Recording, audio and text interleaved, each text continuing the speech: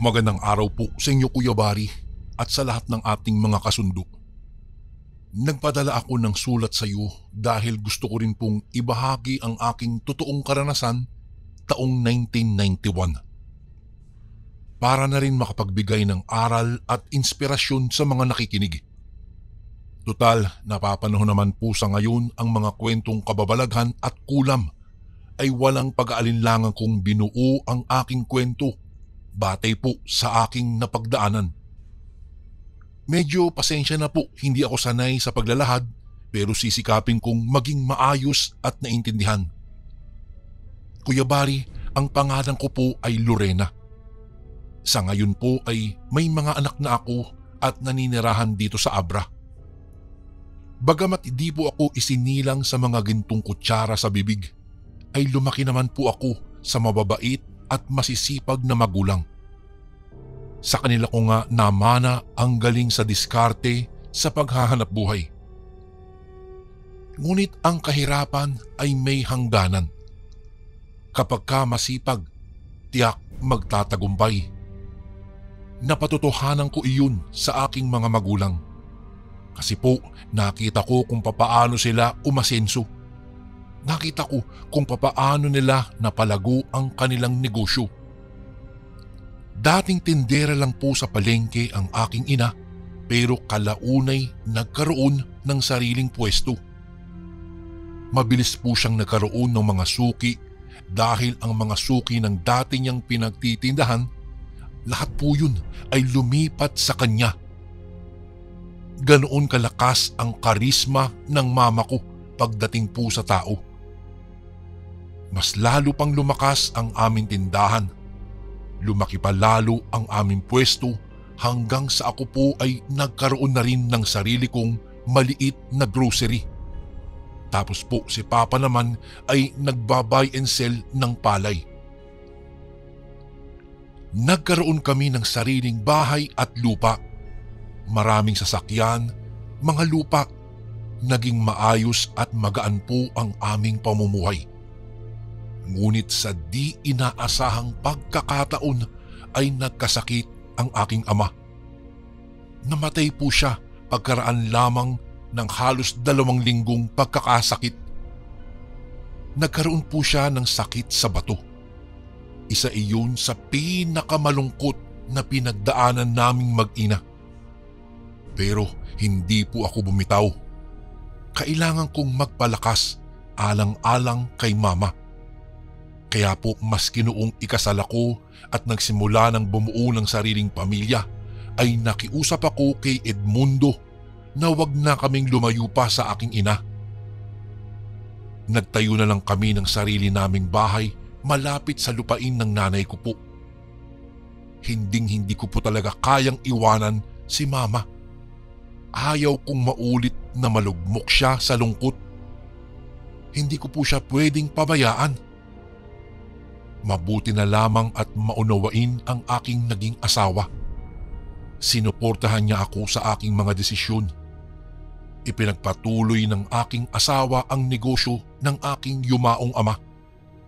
Dahil doon ay nabantayan ko na nga ang aking ina at naalagaan. Kailangan na kasi talaga niya ang matignan dahil matanda na po siya. Doon lang siya sa bahay niya kasama ang kanyang 2 kasambahay. Si Ising na aming labandera at si Orang na siya namang tagaluto at tagalinis ng buong bahay. Naging maayos naman po ang aming mga naging pamumuhay. Bumalik ang sigla ni mama nang ako po ay magkaroon ng anak. Siya pa nga ang madalas na magbantay sa bata dahil minsan ay talaga namang abala ako sa aking grocery. Kahit kasi may mga tauhan po ako ay kailangan pa rin ang masubaybayan ko ang galaw ng bentahan. May tagapag-alaga naman po ako ng aking anak pero hinayaan ko na lang din na alagaan siya ni mama para may mapaglibangan. Saka po iba yung naibibigay na saya ng isang apo sa kanyang lola. Ang akala ko po ay magiging ayos na po ang lahat pero pagdating po ng 1989, biglang pumayat si mama. Nagpabalik-balik kami sa doktor dahil sa di mawala-walang sakit ni mama na UTI. Palagi siyang nagkakaroon ng infeksyon sa ihi. Makailang beses na rin siyang uminom ng mga matataas na uri ng antibiotic pero hindi pa rin po siya gumagaling. Nagkakaroon na rin siya ng mataas na lagnat hanggang sa nakita sa ilang pagsusuri na mayroon pala siyang myoma. May mga nakitang mga bukol pero ayos pa naman daw iyon at madadala pa ito sa gamot. Napakaraming gamot ang inireseta po. Pag uwi namin sa bahay ay ibinilin ko kay Orang na palaging ipaalala sa nanay ko na inumin palagi ang kanyang gamot. Ayaw ko kasing lumiban siya maski minsan dahil gusto ko talagang gumaling pa siya sa sakit niya. Hanggang sa isang araw, pinaalis ni mama si Orang. Ang grocery ay ibinilin ko na lamang sa aking pinagkakatiwalaang empleyado. Tinutukan ko po ang aking ina, lalo't wala pa kaming mahanap na kapalit ni Orang. Habang umiinom ng gamot si mama ay nakikita kong bumubuti na ang kalagayan nito. Masaya akong nakikita ko siyang masiglang naglalaro kasama ang kanyang apo. Ngunit ang kasiyahang iyon, Kuya Bari, ay bigla na lamang natigil nang biglang sabihin sa akin ni nanay na sumasakit na naman ang kanyang puson. At nang minsang umihi po ito ay ipinakita niya sa akin ang kanyang ihi. Dilaw o parang may nana na lumalabas. Mayroon ding patak ng dugo. Tapos bigla siyang nahino at nanghina na lang. Grabe ang naging takot ko ng araw na iyon. Akala ko po ay mawawala na sa amin ang aking ina. Hindi pa po ako handa. Nanatili kami sa ospital dahil sa hindi na bumubuti ang kanyang kalagayan. Personal kong inasikaso ang lahat ng mga kailangan ni mama. Pero sa tuwing lumalakas siya ay lumalabas kami. Ganoon na lang ganoon ang nangyayari sa loob ng halos isang buwan. Ang laki ng naging hirap ni mama noon. Halos araw-araw po ay nilalagnat at nanginginig ito tuwing sumasapit po ang gabi. Pinagpapawisan ng malamig. Nahihirapang bumangon at kailangang alalayan pa. Dumating pa sa panahong para siyang nagdedeliryo at nawawala sa sarili. Minsan ay di na nga nakakakilala at palaging may kausap na di ko naman nakikita. May mga binanggit pa nga siya noon na mga pangalan ng mga namayapa naming kamag-anak at sabi sinusundo na daw siya. At isa na doon ang kanyang kapatid na si Tia Lourdes. Itinuro nito ang paboritong tambayan ng aking tita na kamakailan lamang na namatay dahil sa hindi ring malamang sakit. Takot na takot po ako ng mga panahong iyon dahil ang mga senyalis na iyon ay alam kong madalas ko lang nakikita sa mga malapit na talagang mamatay. Hindi pa man ay nilulukob na ako ng labis na kalungkutan. Ang dami-dami ko pa kasing gustong gawin kasama siya. Marami akong gustong iparanas pa sa kanya at isa na rito yung makapasyal sa dating niyang probinsya sa Samar. Hanggang sa isang araw ay para siyang nauupos na kandila dahil sa labis ng panghihina. Kaya ginawa ko, dinala ko na naman siya sa ospital para sa pangangailangan niyang medikal. 5 araw po ay lumala ng lumala ang kanyang kalagayan. Ang daming mga laboratory test na ginagawa po sa kanya. Halos maya-maya itong kinukuhaan ng dugo.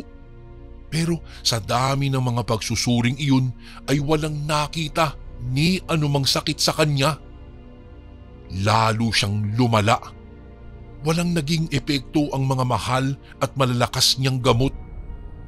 Nagmamanas na rin ang kanyang katawan at lumalaki ang kanyang tiyan.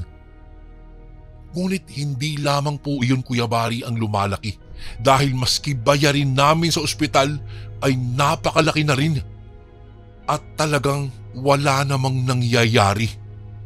Hindi ko alam kung makakaya ko pa po noon ang nangyayaring iyon kay Mama. Labis na akong nasasaktan sa nakikita kong paghihirap niya. Hanggang sa isang araw, kinausap ko po siya at tinanggap ko na kung di na niya kaya ay ayos na.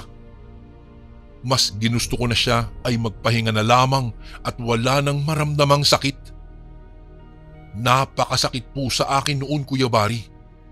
Iyon ang mga salitang talagang kailangan ng labis ng lakas ng loob bago masabi. Mahirap ipaubaya sa may kapal ang isang taong mahal na mahal. Pero kumakapit pa rin si Mama. Alam ko yun. Gusto pa rin niyang mabuhay. Nilalabanan niya ang kamatayan. Hanggang sa isang araw ay dinalaw kami sa ospital ng aming labandera. At doon, di ko napigilang ibulala sa kanya ang aming problema. Na wala pa ring nakikitang sakit sa kanya. Maging ang mayoma na dating sakit nito ay di rin makita na lumala ang kalagayan. Kasi halos normal naman ito. Ma'am, mawalang galang na po. Naniniwala po ba kayo sa kulam? Tanong nito sa akin. Napatitig ako sa kanya at walang maapuhap na salita. Sa totoo lang kasi, Kuya Bari, hindi naman talaga ako naniniwala sa mga kababalaghan na di gawa ng tao. Hindi po ako naniniwala sa mga multo, mga engkanto, sa aswang, lalong-lalo na sa kulam at marami pang iba. Pero kinumbinsi niya ako na ipatingin ang aking ina sa isang albularyo. Wala naman daw mawawala. Ipinaunawa niya sa akin na minsan kailangang maniwala para sa ikagagaling ng pasyente. Mula sa kanyang mga kakilala na hindi napapagaling sa ospital pero napagaling daw ng albularyo. Dahil ang mga sakit na gawa ng tao ay tanging mga albularyo lamang daw ang makakatanggal. Walang magagawa ang ospital, doktor at gamot, lalong-lalo na kung kulam ang pinag-uusapan. Dahil doon, nagdesisyon ako na ilabas na muna sa ospital ang aking ina. Pinapirma nila kami ng waiver na wala silang pananagutan kapag may mangyaring masama sa aking ina sa labas. Sa totoo lang, kinabahan ako. Hindi dahil di ako naniniwala. Takot ako sa pwede kong malaman o sa sasabihin ng albularyo. Medyo nabubuksan na kasi ang isip ko na baka nga posible na kinulam ang aking ina. Naging desperado ako na magamot ang aking ina. Kuya Bari, sinunod namin ang payo ng aming labandera na si Ising. Kasama namin siya na naghanap sa kakilala niyang mahusay na albularyo doon sa kabilang bayan. Hindi naman mahirap hanapin ang lugar ng manggagamot. Sa loob ng isang araw na pagtatanong po namin ay agad namin siyang nahanap. Pagdating po namin doon, hindi lang siya ang magpapagamot. Marami ang nakapila at naghihintay ng kanilang pagkakataon para matignan ng albularyo. Ngunit nang dumating kami ay agad na kaming tinawag at pinauna. Para bang alam na alam nilang kailangan na ni Mama ang tulong niya. Na parang alam niya na sobra nang nahihirapan ang aking ina. Nakasakay po sa wheelchair ang aking nanay. Mabuti na lamang at kasama ko noon ang aking asawa dahil may katulong ako sa pagbubuhat at pag-aasikaso kay Mama. Tahimik kaming pumasok sa loob ng kanyang tahanan kung saan siya nanggagamot. Maalinsangan ang paligid pero pagpasok namin sa kanyang bahay ay malamig. Wala namang aircon. Sa loob ay may nakahanda ng mga upuan para sa kanyang mga gagamutin. Makikita sa kanyang mga dingding ang iba't ibang larawan kasama na ang litrato ni Dr. Jose Rizal o ang ating pambansang bayani. May nakita rin akong malaking litrato ng katulad ng sa kanyang medalyon at napag-alaman kong tawag po nila doon ay mata o Roma Trespico.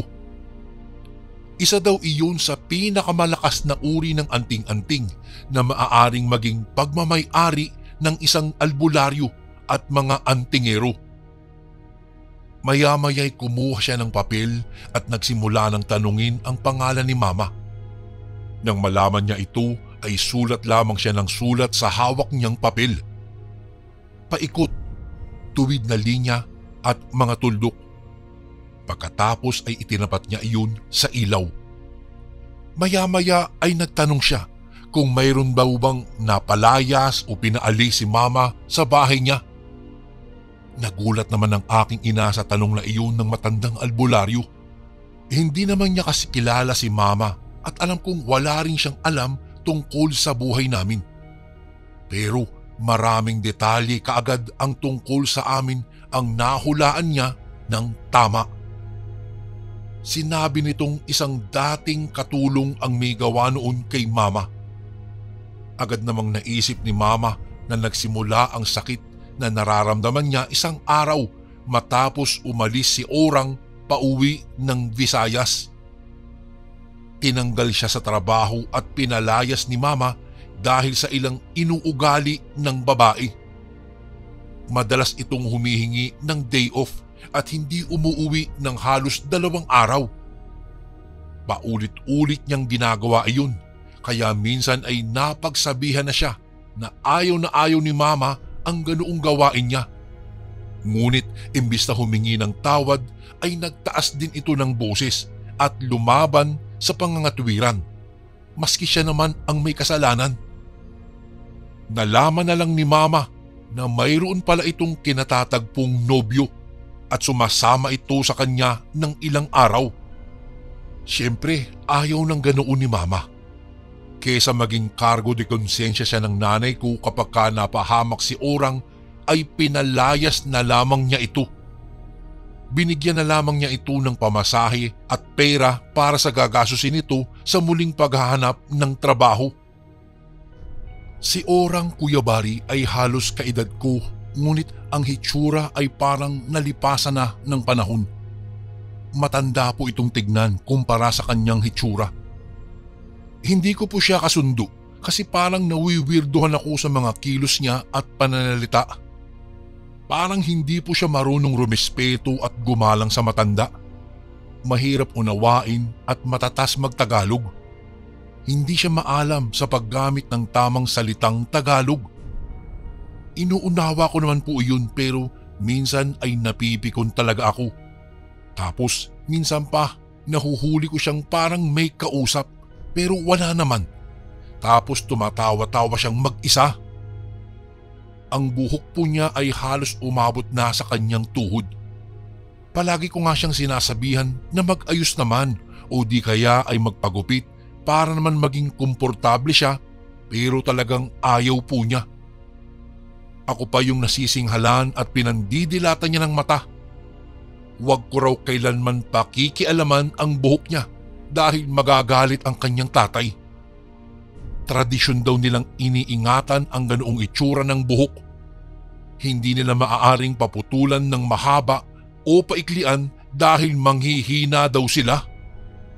Natawa nga ako nung oras na marinig ko iyon at nasabi ko hindi naman nila ninuno si Samson para maniwala sa ganoong tradisyon. Pero sinuway na agad ako ni Mama. Pinayuhan niya ako na hindi porket hindi ko pinaniniwalaan ay pagtatawanan ko ang mga taong iba ang paniniwala. Siya ang kumukulam sa iyo. Parehas kaming napanganga sa narinig naming pahayag ng matandang albularyo. Ayon dito ay mayroon daw mga kinuhang gamit ang aming dating kasambahay at iyon ang ginagamit niya sa pangungulam. Yung paboritong suklay ni Mama na regalo pa sa kanya ni Papa ang nawawala. Malakas ang mangkukulam at di kakayanin ng isang gamutan lamang. Ilang beses pa kaming nagpabalik-balik sa matandang albularyo. Isa sa naging paraan niya ng panggagamot ay ang tinatawag nilang sanib. Kailangang mahuli ng albularyo ang kaluluwa ng mangkukulam at pasanibin ito sa pasyente o sa kung sino mang malapit na kamag-anak na kayang tanggapin ang lakas ng enerhiyang galing dito. Ako ang unang sumalang, Kuya Bari, pero hindi niya po sa akin mapasanib ang espiritu ni Orang. Hanggang sa nagboluntaryo po ang aking asawa at nagtagumpay naman kami. Sa kanya sumanib si Orang. Agad ay nakita naming namilipit sa sakit ang aking asawa. Nag-alala pa nga ako nung una kasi baka naman talagang yung asawa ko ang talagang nasasaktan. Nakita kong umuusal ng orasyon ang albularyo. Nilagyan niya ng proteksyon ang aking asawa. Huwag daw ako mag-alala dahil kapag bumalik na sa dati ang aking asawa ay wala itong matatandaan na kahit na ano. Sinubok nga ako ng albularyo kung ano-ano ang ipinagawa niya dito. Pinasayaw, pinakanta at pinagulong-gulong sa lupa. Saksi ang mga taong nanonood sa ginagawa niyang iyon. Tapos ay muli niyang hinipan ang daliri niya at nagsenyas ng krus sa hangin. Tumigil sa kakagalaw ang aking asawa. Tumayo ito ng tubig at di kumikilos. Inutusan niya itong umupo. Umupo naman siya ng tuwid. Nakatingin lamang sa albularyo pero hindi niya kayang tumingin sa akin ng tuwid. "Anong pangalan mo?" Panimula ng albularyo. Noong una ay ayaw niyang magsalita. Ngunit nang hawakan ng albularyo ang daliri nito sa paa ay naghuhumiyaw ito dahil sa tindi ng sakit. "Orang!" Iyon ang pangalang namutawi sa kanyang bibig. Sumingkit ang boses ng aking asawa at ang kanyang paraan ng pagsasalita ay puntong Bisaya. Kaya naniwala talaga ako na si Orang na ang aming kausap. "Bakit mo siya kinukulam?" Muling tanong ng albularyo. Kinulam niya si Mama dahil mahina ito at mayroong sakit. Madali niyang taniman ng sumpa ng kulam. Ano? Ano ang totoong dahilan bakit mo kinukulam ang amo mo? Ayaw ko ng sinungaling, ha? Magsabi ka sa akin ng totoo. Galit na tanong ng albularyo. Sagot nito'y kasalanan daw ng mama ko ang paghiwalay nila ng kanyang nobyo. Mahal na mahal daw niya ang kanyang kasintahan at hindi niya matanggap na sa kabila ng lahat ng ginawa at naibigay niya dito ay iiwan na lamang siya ng ganun-ganun lang. Naguguluhan ako sa sagot niya, lalong-lalo na at wala namang kaming kinalaman sa paghihiwalay nila. Ano? Dahil ba yan sa pagpapalayas namin sa iyo? Uy, kung ayaw niyo maghiwalay, di ba dapat ang ginawa niyo nung pinalayas ka ni Mama, dapat sumama ka na lang sa kanya. Hindi yung ganito, Orang. Ang bait-bait ng nanay ko sa iyo. Ba't mo naman pinahihirapan siya ng ganito? Galit na mga tanong ko kay Orang. Sabi niya ay nagsama naman sila ng kanyang nobyo pero nang maubos ang lahat ng pera niya at wala nang mahuthot sa kanya ang lalaki ay pinalayas na rin siya nito. Alam kong hindi tama na maghangad ng masama sa kapwa pero nang marinig ko po iyon ay agad kong nasabi sa kanya na bakit si Mama ang kinulam niya.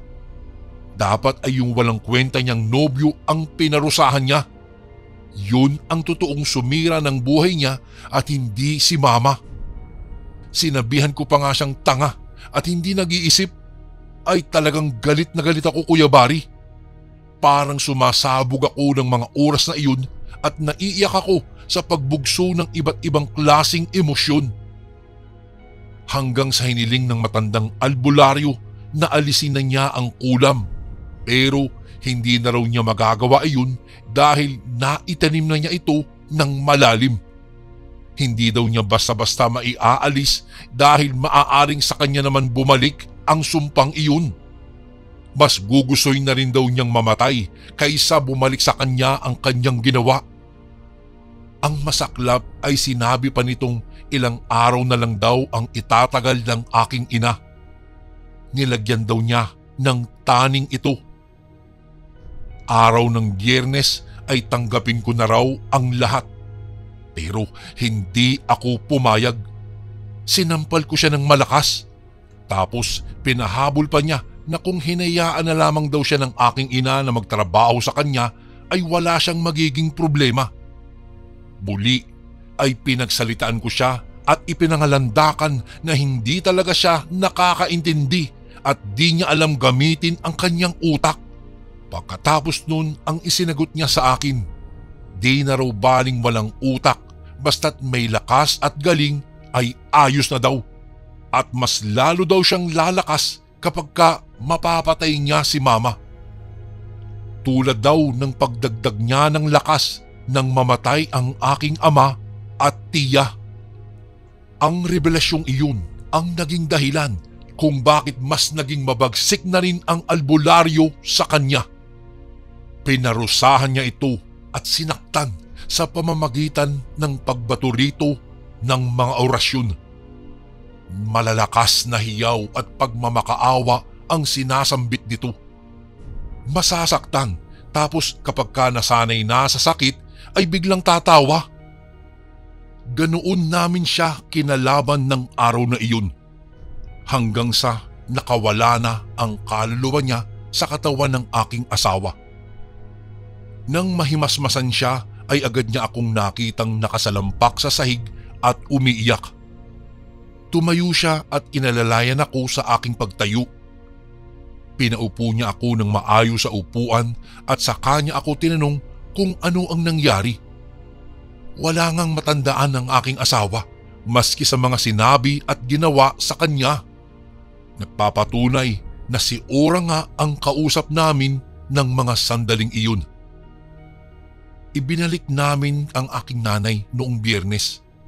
Hindi na halos maidilat ng aking ina ang kanyang mga mata dahil sa panghihina.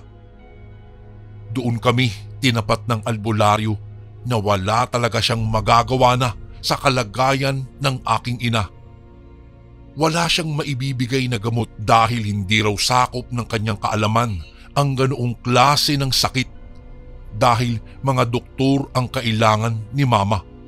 Ngunit paano nga ba siya gagamutin ng mga espesyalista sa medisina kung wala naman silang makitang sakit? Iyan ang paulit-ulit na naging tanong ko sa kanya. Tumalikod siya para kunin ang mga gagamitin para sa gagawin niyang huling panggagamot.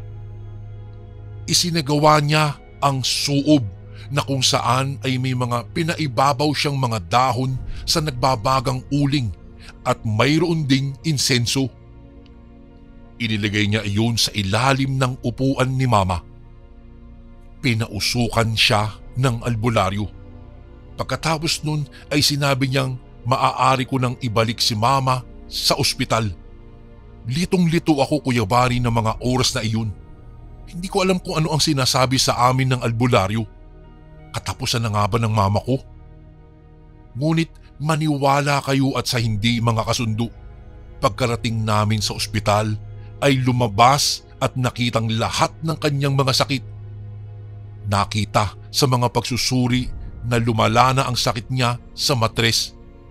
Malalaki na rin ang bukol dito. Agad siyang inoperahan at napakaraming nana ang kanilang natanggal daw.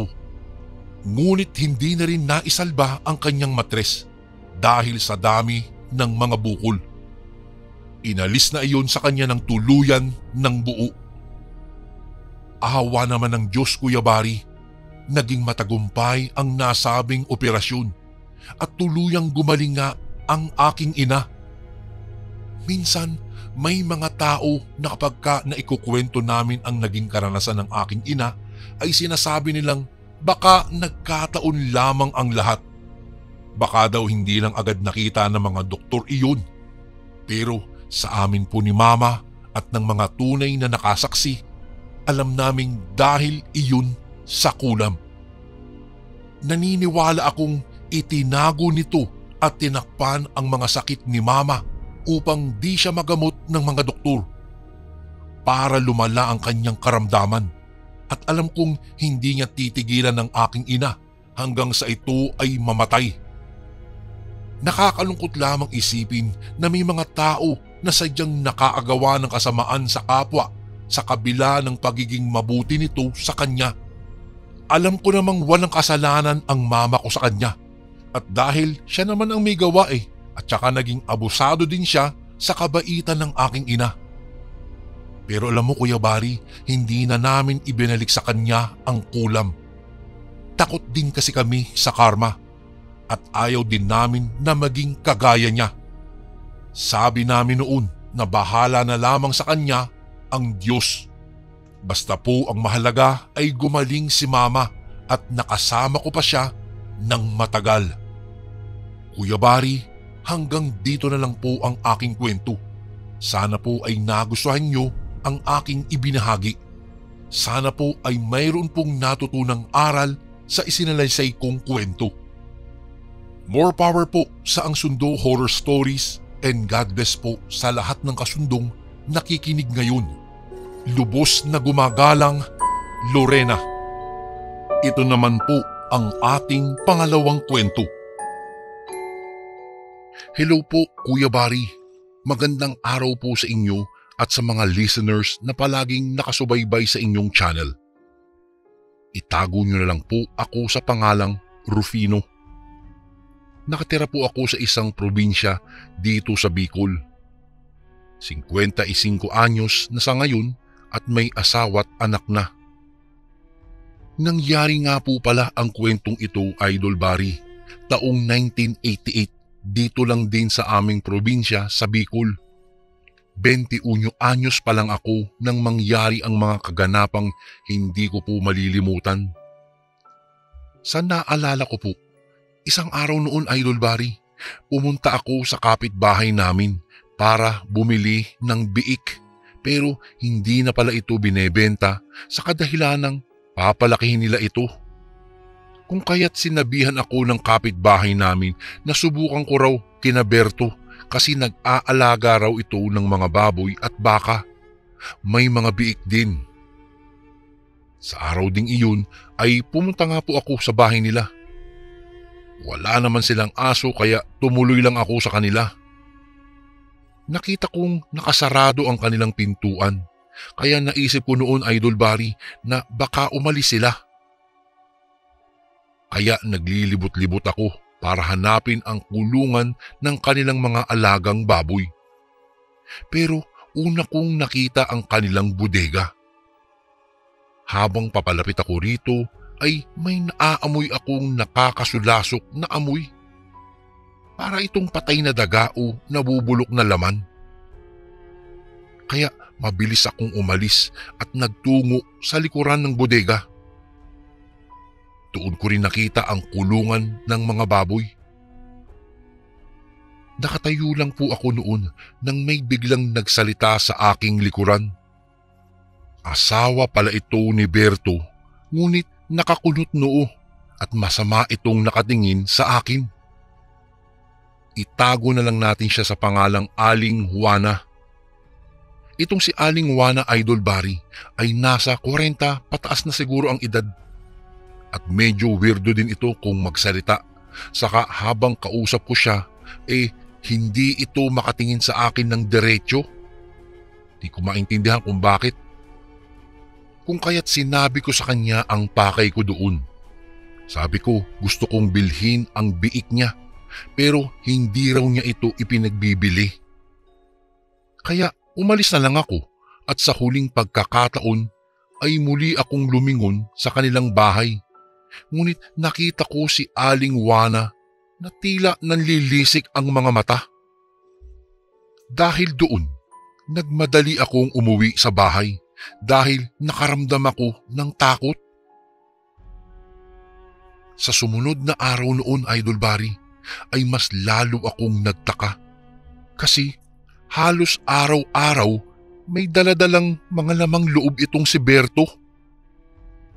Napaisip tuloy ako kung saan niya kaya ito nakuha. Kasi kung sahod lang po ang pagbabasihan, ay hindi po talaga ito sapat para pambili ng ganoong karaming mga lamang loob. Isa nga po palang embalsamador itong si Berto. Hindi naman sa nag-iisip ako ng masama. Sadyang na-curious lang po ako sa bagay na iyon. Ayon din sa kakilala kong kasamahan ni Berto sa puninarya. Palagi daw dinuguan ang ulam nito at hindi rin daw niya ito nakitang bumili o nag-ulam ng gulay.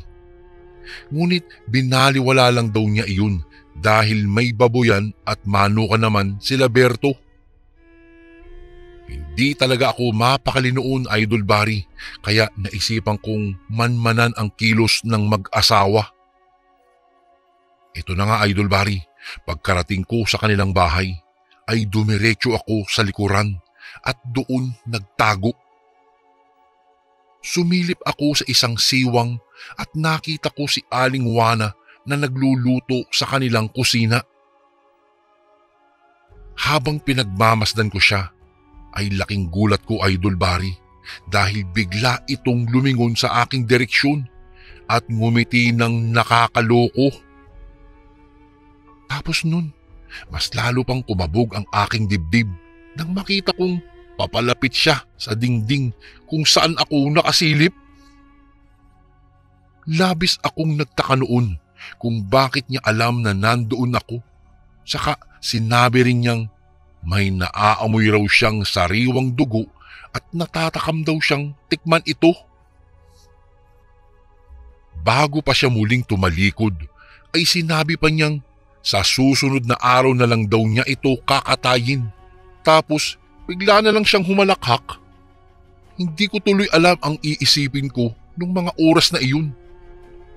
Dahil sa labis na takot at kaba ay nagmamadali akong umuwi sa bahay. Hindi ko sinabi sa asawa ko ang ginawa ko noon dahil ayokong mag-alala siya sa akin. Ngunit dahil sa mga narinig ko kay Aling Juana, mas lalo lang akong naghinala sa kanila. Para bang hindi sila mga ordinaryong tao. Sa sumunod na araw, Idol Barry, ay si Berto naman ang sinundan ko sa kanyang pag-uwi. Pero sa pagkakataong ito, todo ingat na ako. Malakas talaga kasi ang loob ko noon na may lihim ang mag-asawang ito. May daladalang plastic noon si Berto at ang laman nito ay mga lamang loob. Todo ingat talaga ako sa paghakbang para hindi niya malaman na may sumusunod sa kanya. Pakubli-kubli ako sa mga kahoy para lang hindi niya ako mahalata at makita. Pero habang tumatagal, para bang nahahalata na niyang sinusundan ko siya. Hindi ko alam kung papaano niya nagawa yun. Pagkatapos noon ay nagulat na lang ako, Idol, dahil bigla siyang lumingon. Mabuti na lang at mabilis akong nakadapa sa mayabong na damuhan. Nako! Kung hindi ay baka nakita na niya ako. Matagal-tagal din akong nakadapa sa damuhan bago muling naglakad itong si Berto patungo sa kanila. Ilang minutong lakaran ay nakita ko na ang bahay nila. Nakapasok na rin si Berto sa loob at rinig kong sinabi nito sa asawa niya na may sumusunod daw sa kanya. Tapos sinabi pa nitong sabik na raw siyang makakain ng sariwang laman at makainom ng dugo. Bago ko po ipagpatuloy ang kwentong ito ay may request sana ako sa iyo, kasundo. Isang pindot lang ito, kasundo, sa subscribe button namin. Malaking tulong po ito sa amin, kasundo, upang mapagpatuloy pa namin ang mas marami pang magagandang kwento. Salamat sa pag-subscribe mo, bagong kasundo. Naku po, pagkatapos niyang sabihin iyon, Idol Barry, ay nagtawanan ang dalawa. Tapos nagsalita naman si Aling Juana at sinabing hindi na raw nila pauuwiin ang taong sumusunod kay Berto. Bagkus ay idadagdag daw ito sa kanilang hapunan. At alam daw nila kung saan ito nagtatago. Anak ng po, nang marinig ko ang lahat ng iyon, idol, ay sobra akong kinabahan at nakaramdam ng takot. Alam ko kasing nung oras na iyon, ako ang pinariringgan nila. Kaya tahimik akong gumapang paalis at nagkunwaring wala akong nalalaman tungkol sa mag-asawa. Pero bago pa man ako umalis ay narinig ko pa ang sinabi ng lalaki na mas mabuti pa raw kung aalis na lang ako at huwag nang babalik sa teritoryo nila. Baka magbago pa ang kanilang isipan at gawin nila akong hapunan. Wow! Dagdag pa nito, trespassing din daw ang ginawa ko. Kung papatayin daw nila ako ng sandaling iyon ay magagawa niya dahil lupa niya iyon at huwag din daw akong magkakamaling ikalat ang mga nalaman ko dahil babalikan daw niya ako. Wala na akong nagawa noon, Kuya Bari, kaya tumakbo ako noon nang hindi lumilingon. Labis ang takot na nararamdaman ko ng oras na iyon at nasabi ko rin sa sarili ko na hindi ko na ulit gagawin pa ang ginawa ko. Buong araw ay wala akong ganang kumain, Idol Bari. Hindi kasi mawala-wala sa isipan ko ang mga tagpong iyon. Kinabukasan, may isang masamang balita. Namatay ang albularyo naming kapitbahay, dala na rin sa katandaan. At sabi ng anak nitong si Rito, ipapaimbalsama raw nila ito at iuuwi rin pagkatapos. At ang naatasang bumalsamar sa namatay noon ay si Berto. Kaya naisipan kong ibunyag ang aking nasaksihan at nalaman tungkol kina Berto at Aling Juana. Pero may hinala na pala itong si Rito na may kakaiba kay Berto. May plano rin pala si Rito kung bakit si Berto ang gusto nilang mag-imbalsama sa kanyang tatay upang bukuhin pala ang mga gawaing matagal na nitong itinatago. Pumasok kami sa loob ng morgue noon at doon nga nakita namin si Berto na kinukuha ang mga lamang loob at palihim na isinisilid ito sa plastik. Galit ang rumihistro sa mukha ni Rito dahil sa kahayupang ginagawa nito sa kanyang ama. Nang makita nitong papalapit kami sa kanya ay dali-daling tumakas itong si Berto. Tumakbo ito sa exit door sa likurang bahagi ng morgue. Dala ang mga lamang loob. Hinabol namin noon si Berto, Idol, pero hindi na namin ito nakita pa maliban na lang doon sa isang pusang itim na pumasok sa loob ng kakahuyan. Nasa isipan ko noon na baka umuwi ito sa kanilang bahay para ipaalam sa kanyang asawa ang mga nangyari at maaari ring nagplano na ang mga itong tumakas. Kung kaya't pinuntahan naming dalawa ni Rito ang bahay ng mag-asawa. Ngunit pagkarating namin doon ay walang tao. Pero ang nagpabaliktad sa aming mga sikmura ay ang dugo na nagkalat sa loob ng kanilang bahay. Tingin ko ay bago pa lang ito.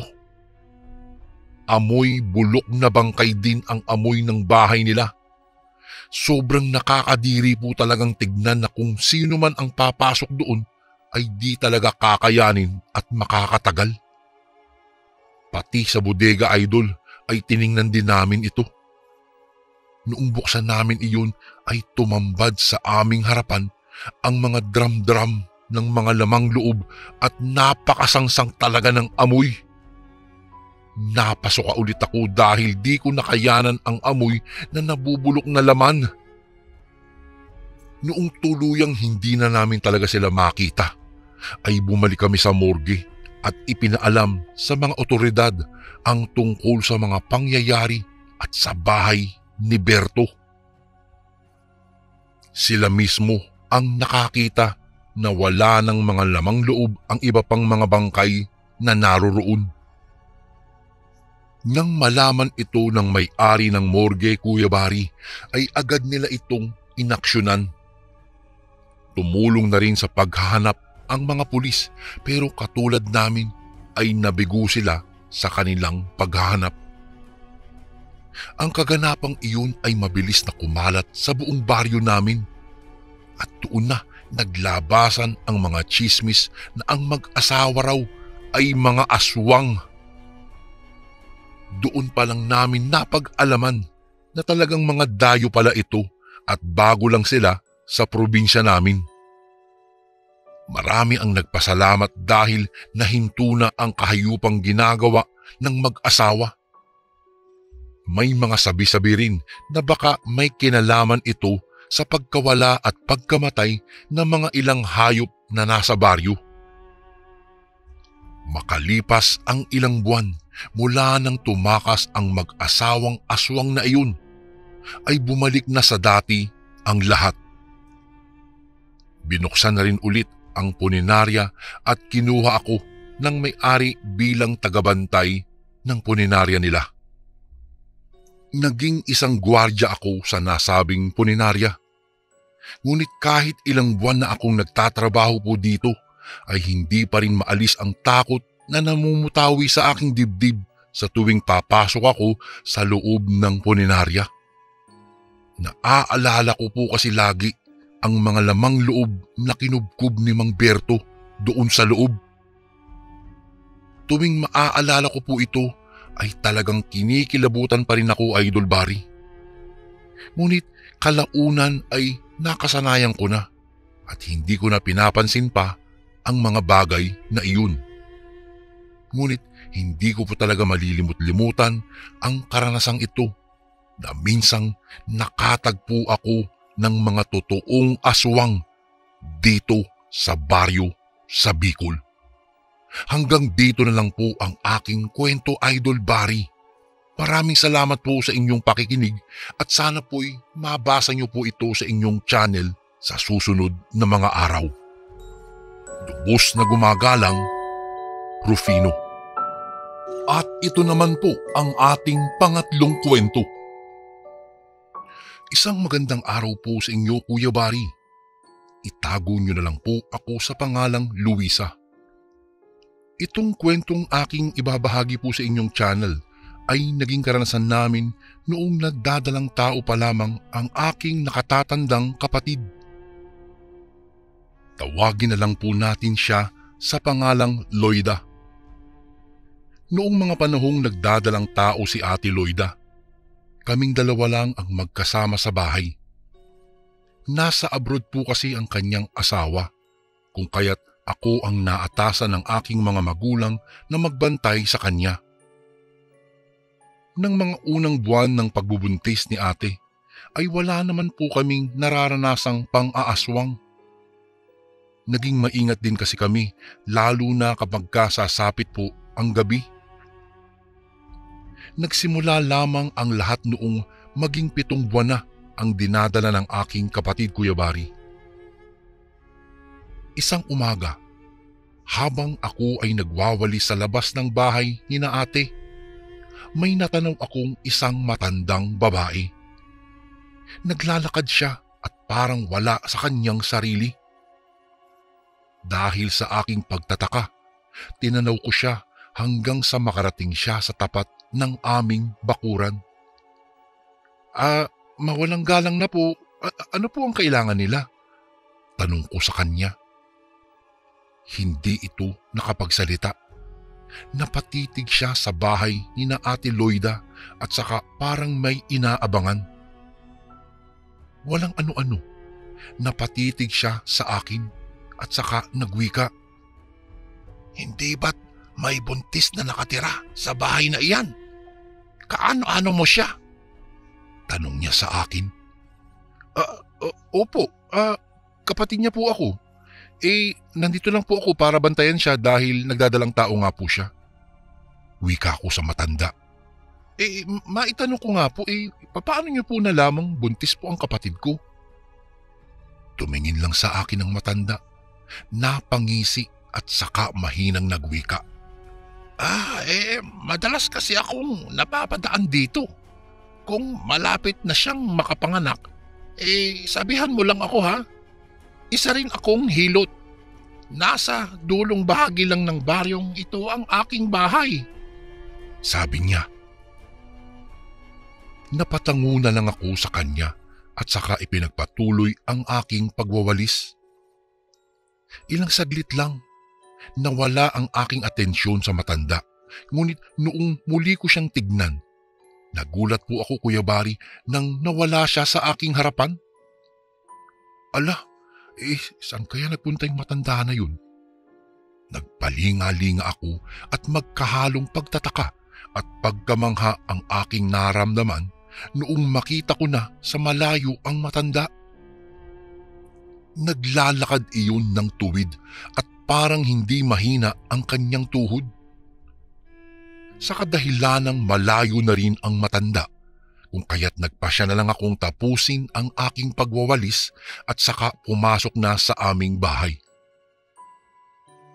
Noong nasa loob na ako, tinanong ako ni Ate Loida kung may kakilala siyang matanda. Sinabi ko ring madalas daw iyong dumadaan at nakikita raw ito ni ate. Napakunot noo ang aking kapatid. Wala akong nakikitang matandang dumadaan dito . Ilang taon na kaming naninirahan dito pero wala naman ako nakikita o nakikilalang matanda na madalas na pumunta rito. Sabi ng aking kapatid. Lalo lang po akong napakunot noo dahil sa aking nalaman sa kanya. Nakaramdam po ako ng pangingilabot dahil naisip kong baka kung hindi normal na tao ang nasabing matanda. Naku po, papaano kung aswang siya? Tanong ko lang sa aking sarili. Kinakailangang mas pag-igihan ko ang pagbabantay sa aking kapatid. Dagdag na saad ko.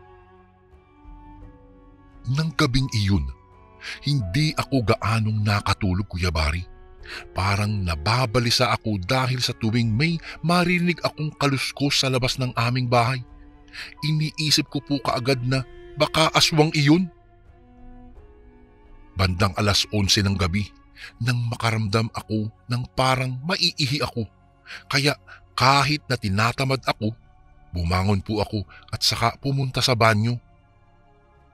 Habang naglalakad, may napansin akong parang mahinang pagkaluskos sa labas ng silid namin ni ate.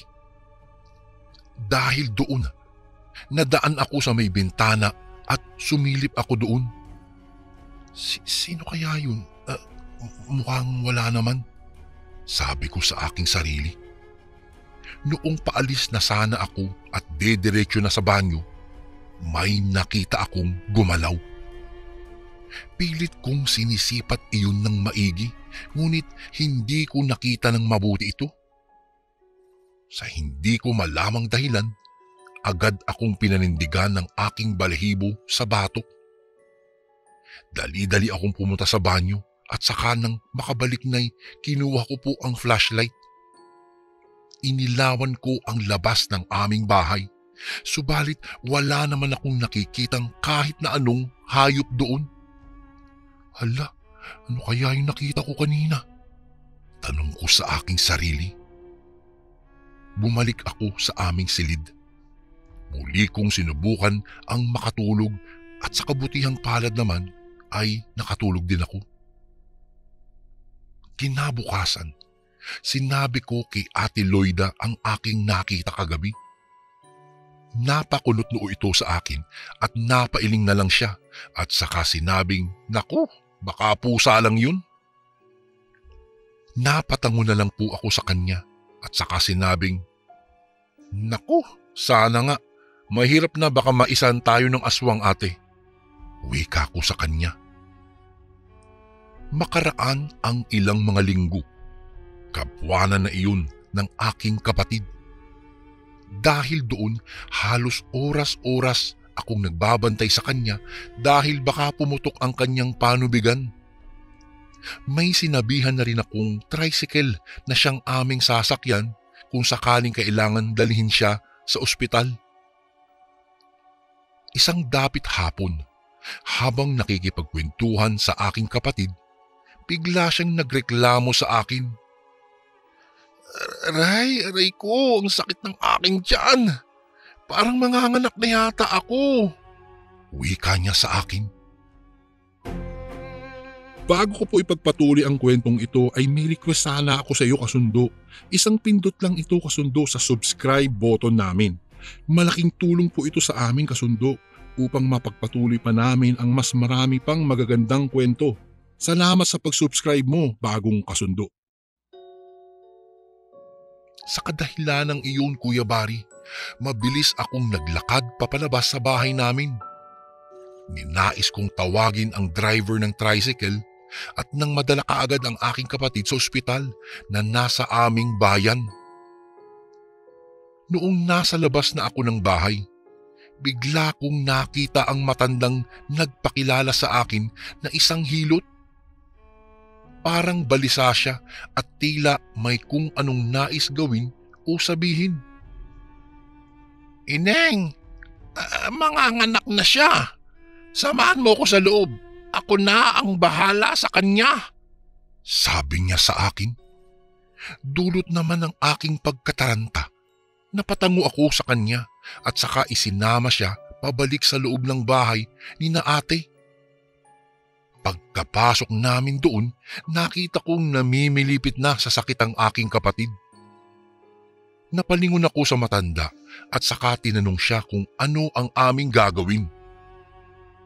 Ako na ang bahala, huwag kang mag-alala.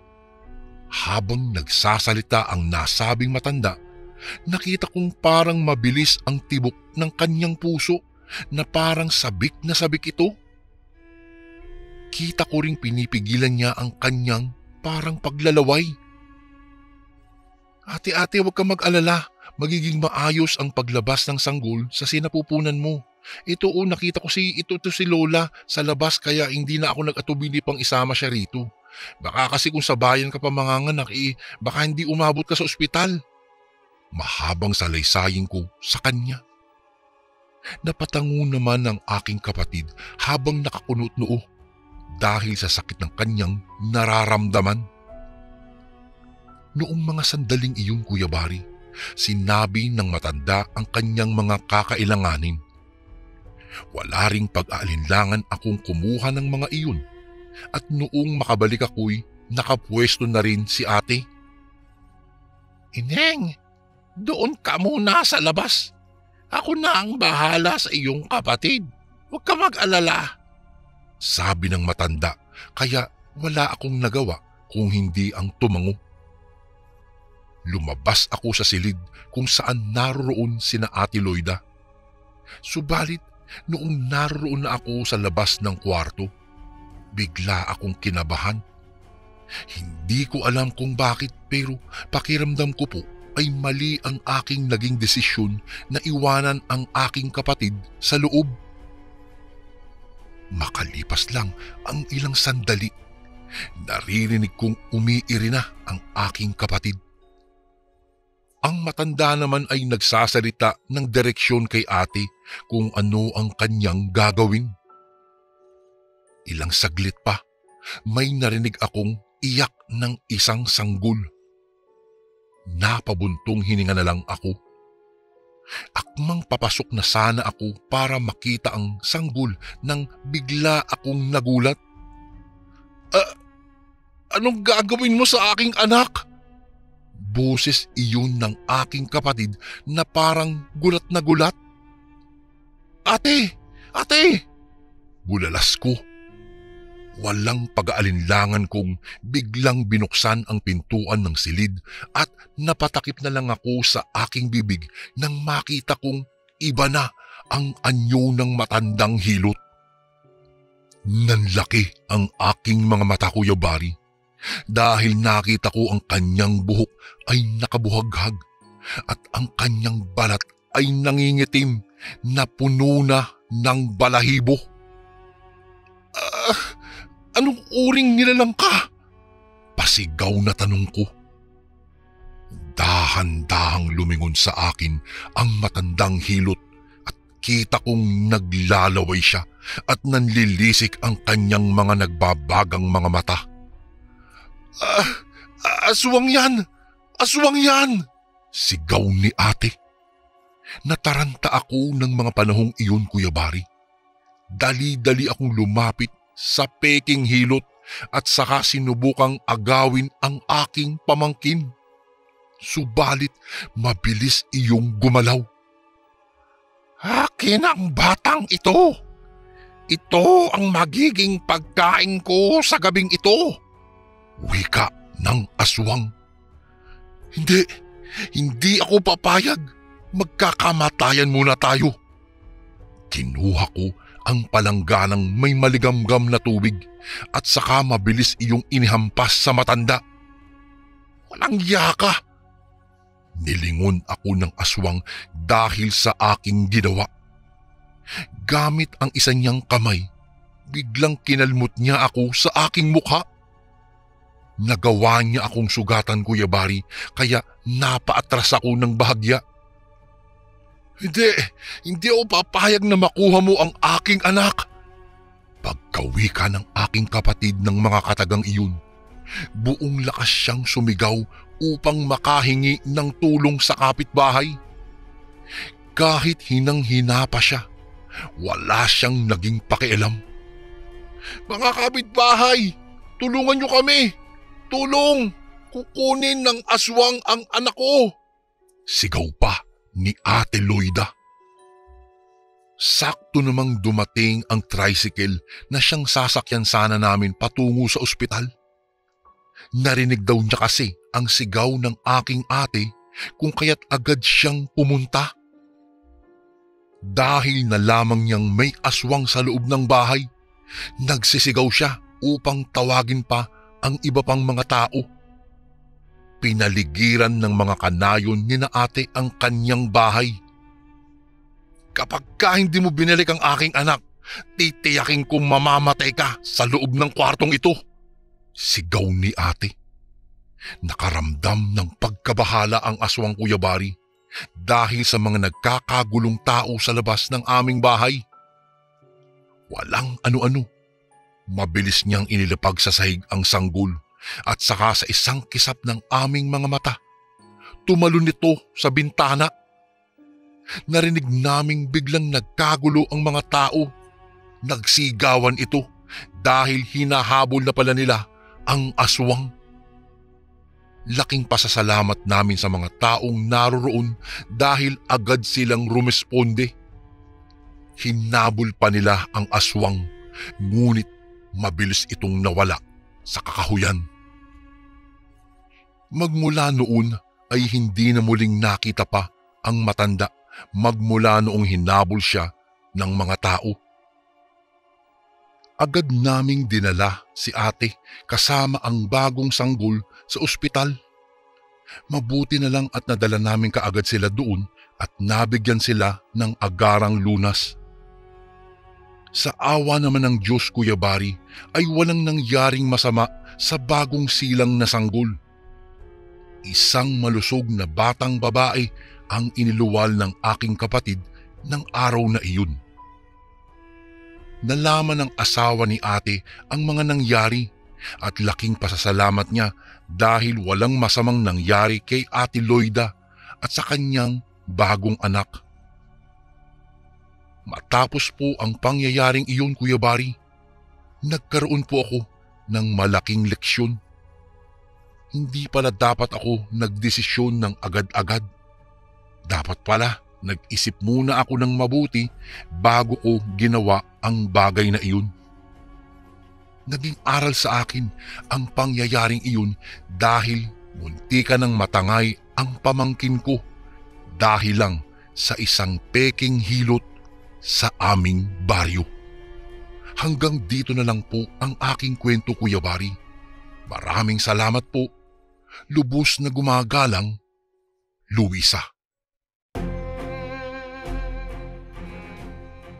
And again, maraming salamat po mga kasundo. Don't forget to subscribe and i-click nyo lang po yung bell na button para updated po kayo sa mga upcoming videos namin na paparating.